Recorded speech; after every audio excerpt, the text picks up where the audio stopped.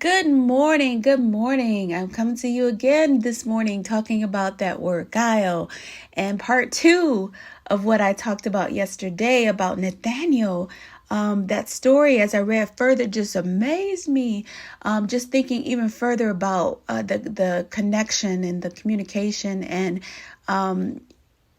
the beginning of a relationship between Jesus and Nathanael.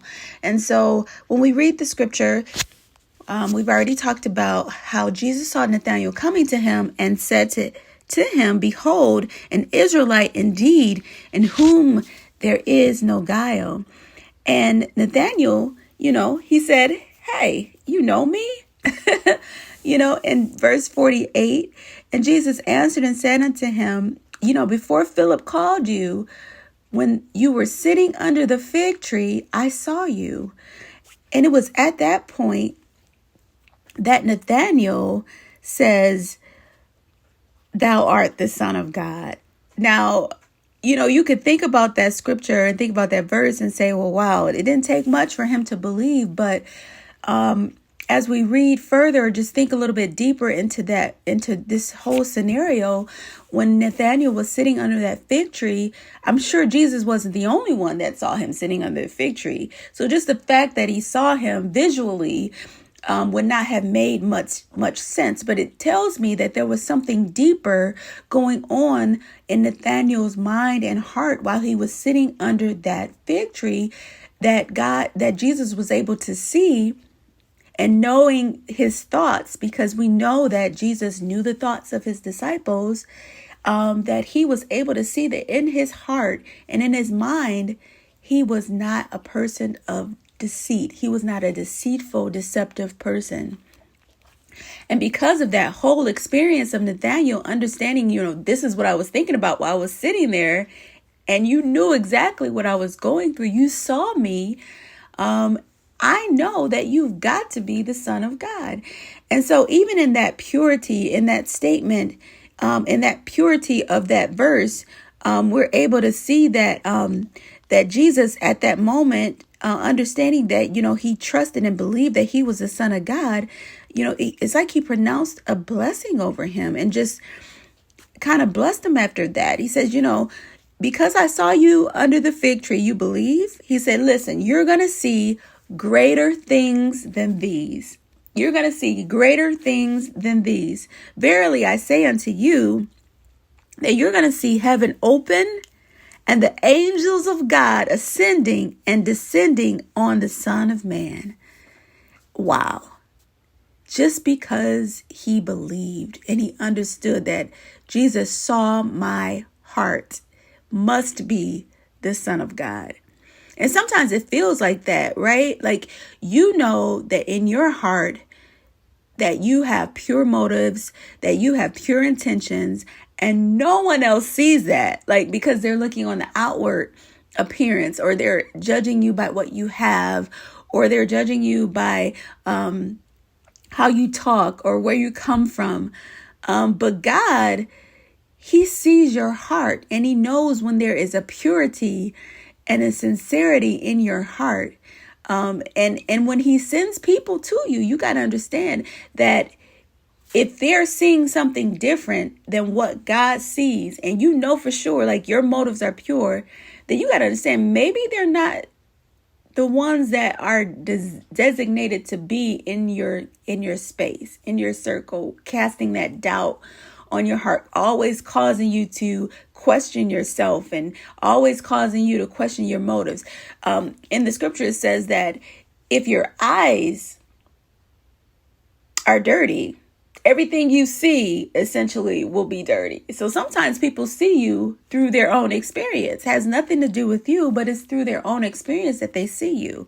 And so I just want to encourage you today that if you have a pure heart, and your motives are pure, and that you're doing your best to not step on people to get ahead. And especially, I almost feel like God is showing me these things because I remember a time I was connected to another business person, and when you're in this business space or real estate space, it's easy to get caught up in things, right? It's easy to it's easy to kind of drift a little bit to the left or to the right when it comes to money. And we see it all the time. Like money essentially in itself, is not evil, but sometimes if you are not careful, it has a tendency to sway how you operate and how you move in your actions.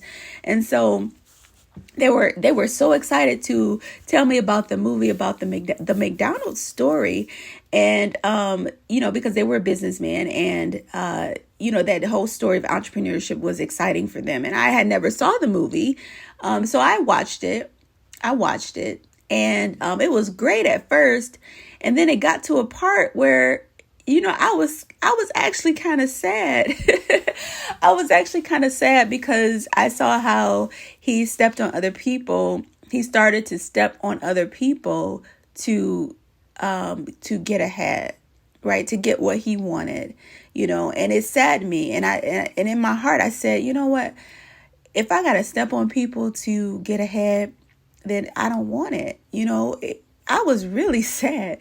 And the person was so excited. They were like, what did you think? What did you think? And I'm like, it was okay. It was okay. I said, I saw him drift to the left and to the right, and that was not exciting for me because everybody does that. Can you show me a story where people do the right thing, get ahead? I want to see that kind of story because that's the life I'm trying to live. That's what I'm trying to do. So in the book, the seven principles of highly successful people, 7 habits of highly successful people. It's one of the principles is win-win, right? Win-win. So if you can't win while I'm winning, right, then maybe it's not something I should pursue, right? So I don't want to have to step on people just to get ahead. Like, why do you have to hurt, in a sense, for me to win, right? And I'm not talking about like, just, sometimes in this space it is competitive, and that's fine. Like, you're trying to win for your client, you're trying to get the best, but in the end, both parties still win, in a sense, right?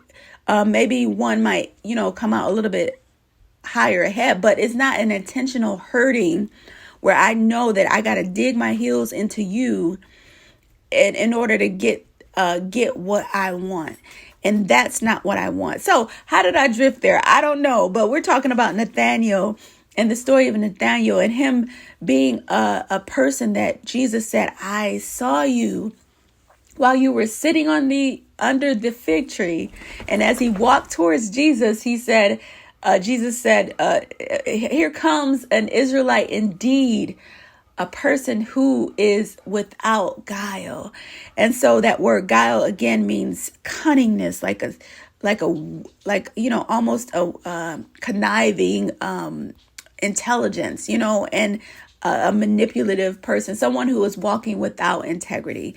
And so as business leaders, as entrepreneurs, as those that walk in authority, we've got to be careful how we walk and what gets sown into our hearts, because Jesus is coming back, and he's coming back for a church that is without spot or wrinkle.